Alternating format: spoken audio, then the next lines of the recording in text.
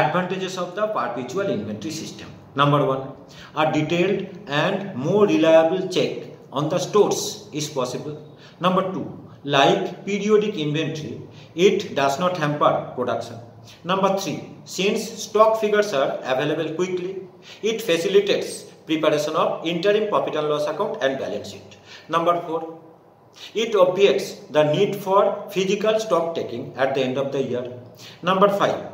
Discrepancies, malpractices, etc. will be discovered quickly so that appropriate steps are taken to prevent their reoccurrence in future. Number 6. It ensures that the appropriate stocks are maintained within the prescribed limit.